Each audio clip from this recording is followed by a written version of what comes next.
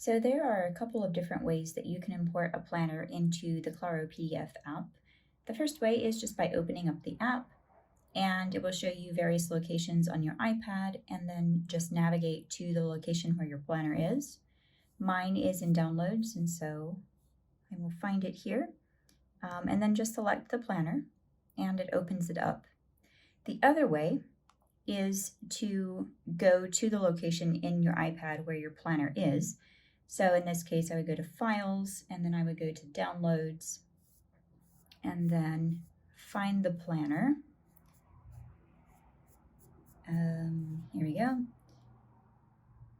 And select it, and then select Open in the Claro PDF Pro.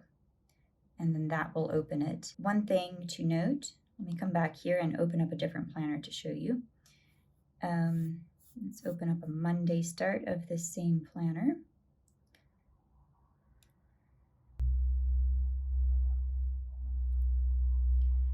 One thing to note, when you have more than one planner opened in the app, you'll have these tabs here along the top, and so then you can just easily switch between multiple planners.